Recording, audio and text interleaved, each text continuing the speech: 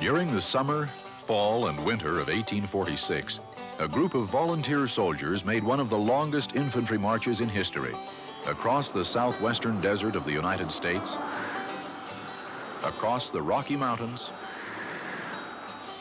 to the shores of the Pacific Ocean.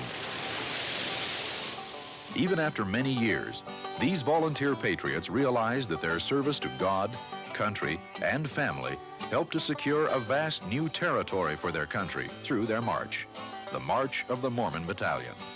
I am lonesome since I crossed the hill and o'er the moor and valley, such heavy thoughts my heart do fill since parting with my Sally.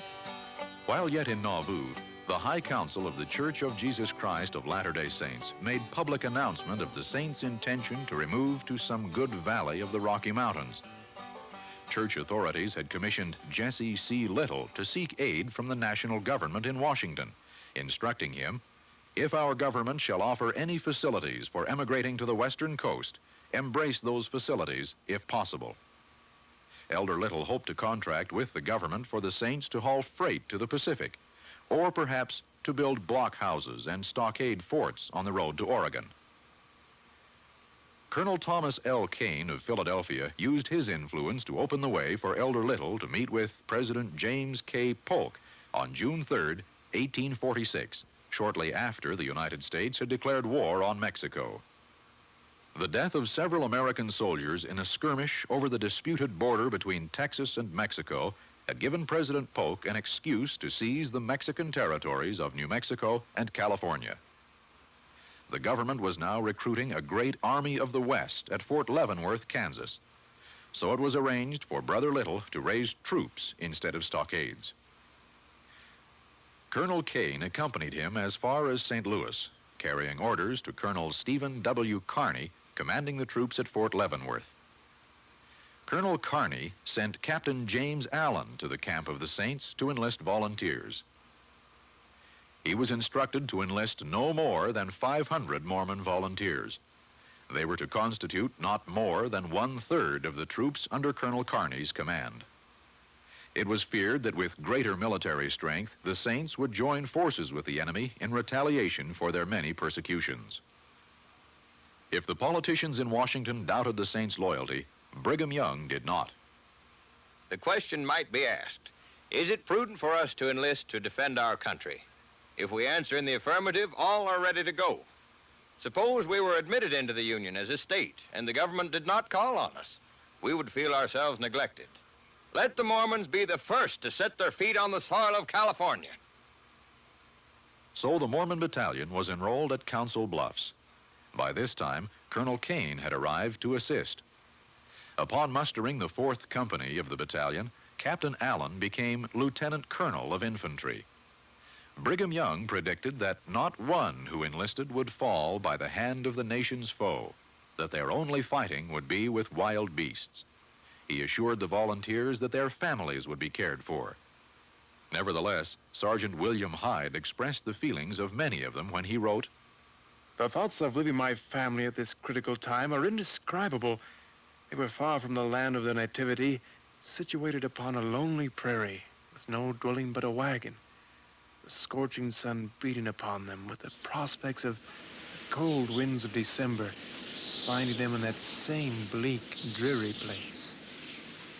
My family consisted of a wife and 2 small children, who were left in company with an aged father and a mother and a brother. The most of the battalion left families, some in care of the church and some in care of relatives. When we were to meet with them again, God only knew. Nevertheless, we did not feel to murmur." Brigham Young and the church authorities gave them good counsel before they departed. Daniel Tyler, the battalion's historian, recorded, "On condition of faithfulness on our part, our lives should be spared. Our expedition should result in great good, and our names should be held in honorable remembrance for generations." They instructed the officers to be as fathers to the privates, to remember their prayers, to see that the name of the deity was revered, and that virtue and cleanliness were strictly observed.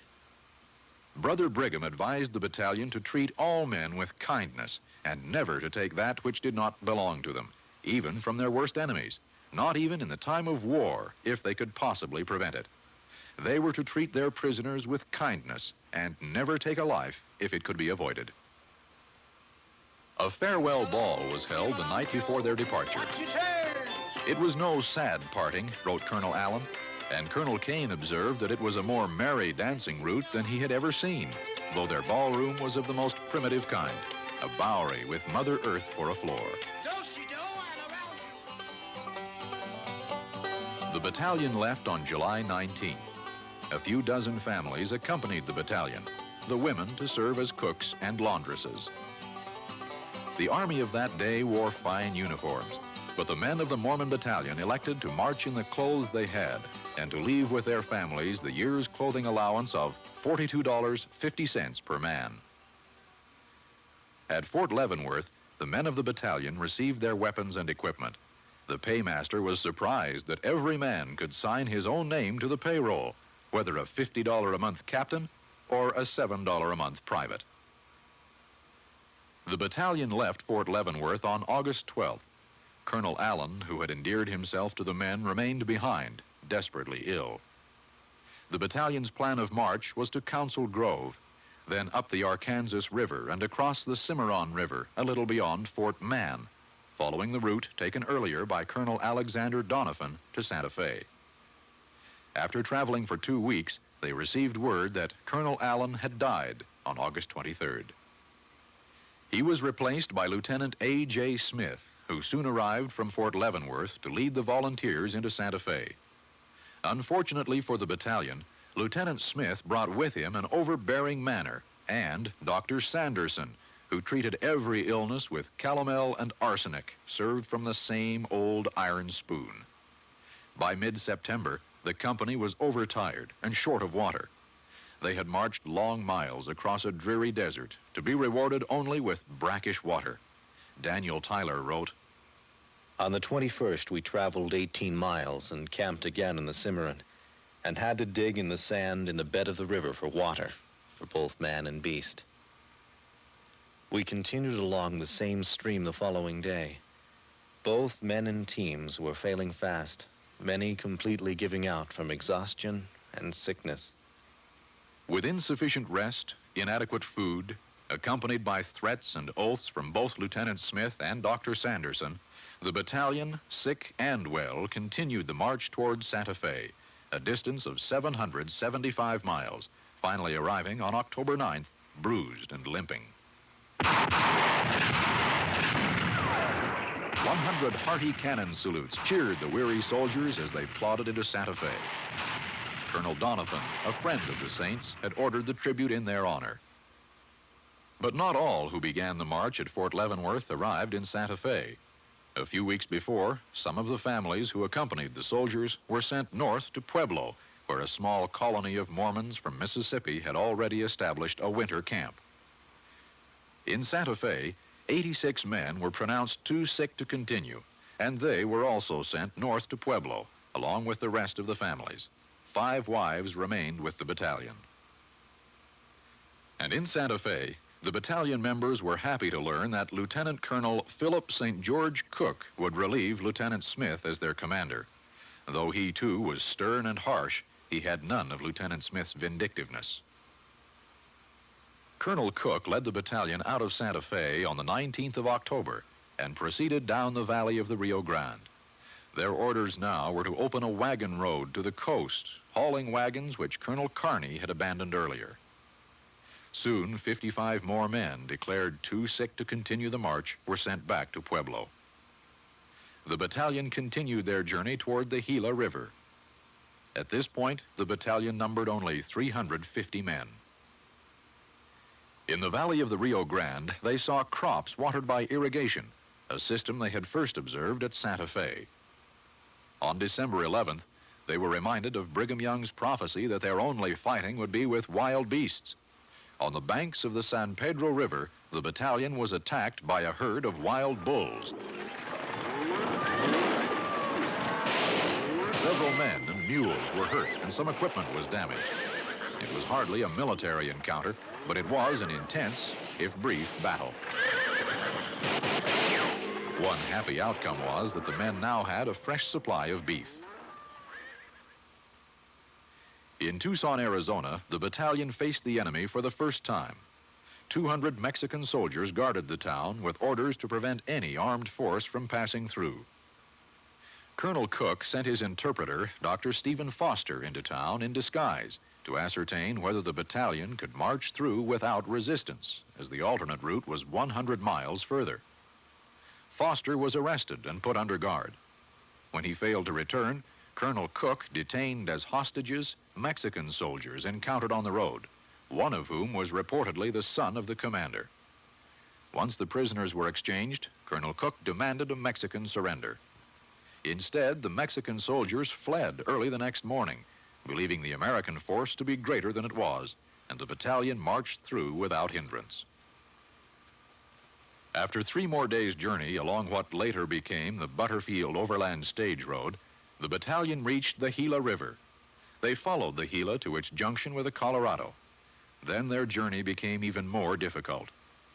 Sometimes as many as 15 or 20 men had to help pull a wagon through the deep sand. In their march beyond the Gila River to California, they endured some of the hottest days, the coldest nights, with no water and but little food, according to Daniel Tyler. They ate their exhausted draft animals as they died, wasting nothing, even using the hides to replace their worn-out boots. And always they were plagued by thirst. At one period in January, the battalion marched 3 days without water.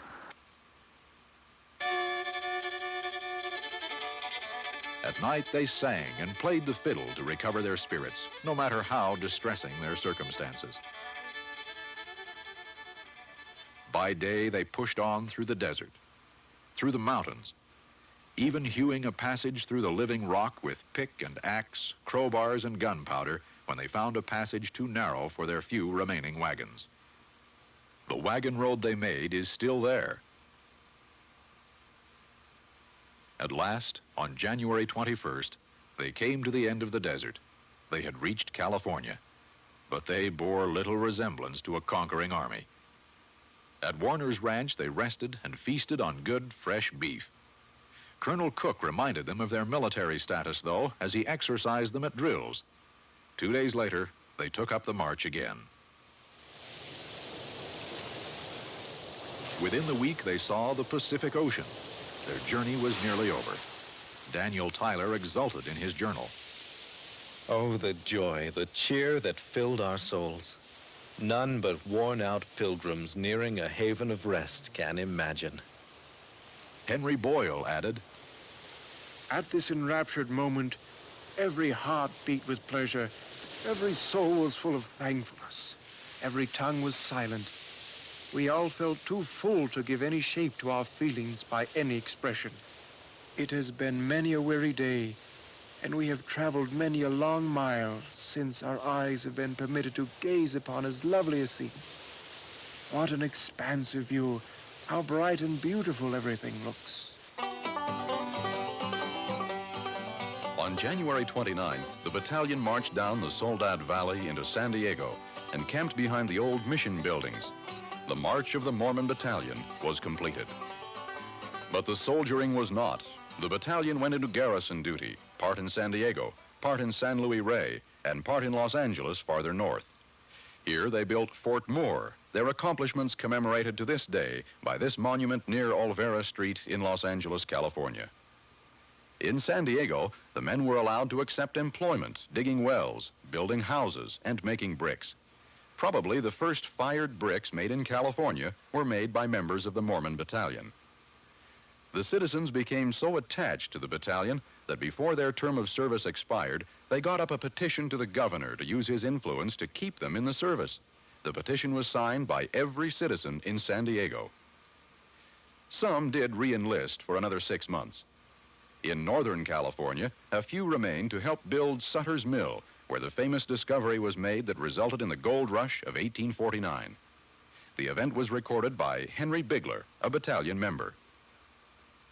When members of the battalion finally joined the Saints in the valley of the Great Salt Lake, They brought seeds and cuttings for several new varieties of fruit, grain, and garden produce, and introduced the irrigation methods they had observed in the Southwest. Their pay helped to fill the empty treasury. In fact, battalion money bought the site of the Miles Goodyear Ranch, where the city of Ogden was later built. This was only one of the many contributions of the Mormon Battalion. The March of the Battalion is a vital page of the historical expansion of the United States to the Intermountain West and beyond to the shore of the Pacific. They opened roads of great value to the nation and made influential friends for the saints. But above all, their determined self-sacrifice demonstrated an unsurpassed loyalty to their religion, their country, and their people.